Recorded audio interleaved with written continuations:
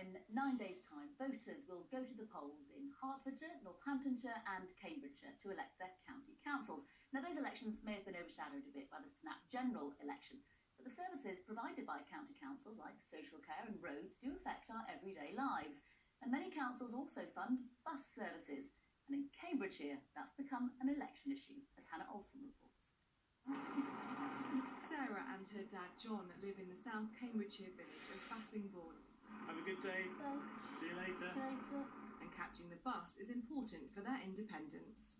Well, to me personally, I'm visually impaired, so I don't drive a car, and the bus is the only way to get in and out of Bassingbourn anywhere else. I get the bus because I work in Royston in the shop.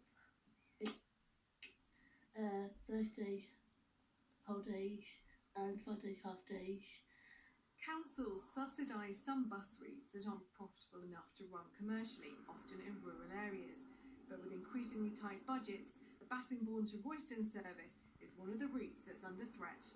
I think it's really important for the village to have a way where people who aren't car drivers or who haven't got cars can actually get to Royston and therefore to other places around. And if there's no bus at all, then people are going to be really stuck.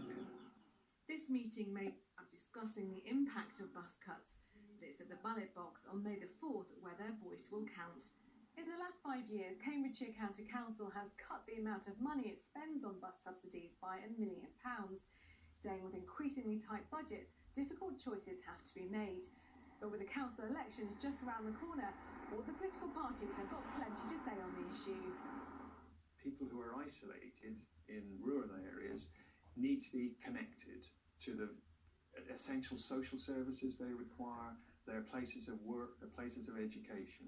And Labour believes that there must be sensible investment in improving the bus services. Does it make sense to be subsidising a bus route where the actual cost per passenger journey can be as high as £30? Certainly well over, lots of them are well over £10.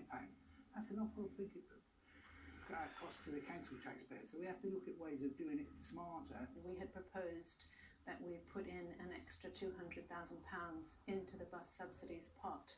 And then where a commercial service falls away and people are left stranded, the council would have some scope to come in and support some kind of alternative transport mode. We're not talking about going back to the days of huge buses running around with only 1 or 2 people on it.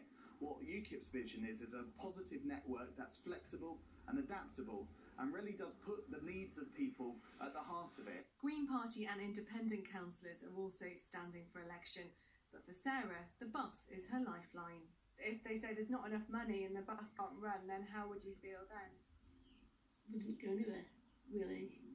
I'd be lost. Hannah Olsen, BBC Look East, South Cambridgeshire. And tomorrow we'll be looking at the funding of social care in Northamptonshire.